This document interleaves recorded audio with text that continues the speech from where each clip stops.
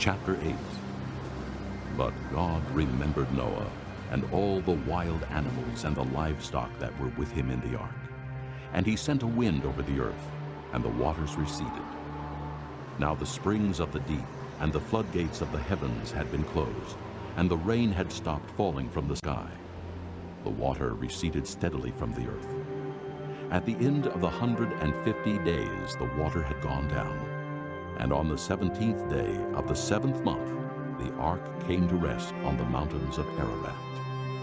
The waters continued to recede until the 10th month, and on the first day of the 10th month the tops of the mountains became visible.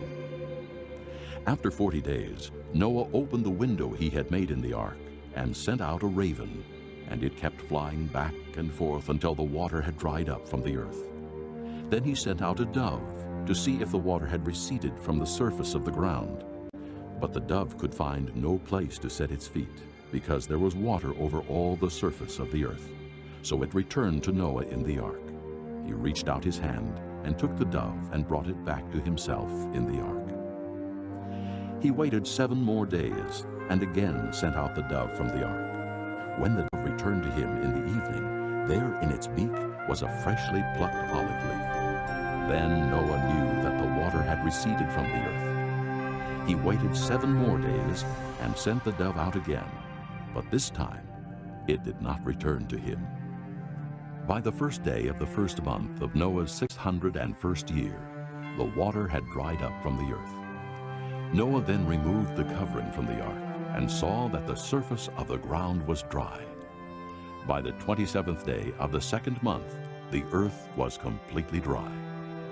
Then God said to Noah, "Come out of the ark, you and your wife, and your sons and their wives. Bring out every kind of living creature that is with you, the birds, the animals, and all the creatures that move along the ground, so they can multiply on the earth and be fruitful and increase in number upon it." So Noah came out, together with his sons and his wife and his sons' wives.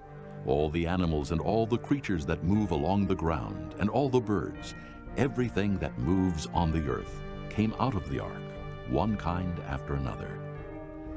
Then Noah built an altar to the Lord, and taking some of all the clean animals and clean birds, he sacrificed burnt offerings on it. The Lord smelled the pleasing aroma and said in his heart, "Never again will I curse the ground because of man, even though every inclination of his heart is evil from childhood. And never again will I destroy all living creatures as I have done. As long as the earth endures, seed time and harvest, cold and heat, summer and winter, day and night will never cease."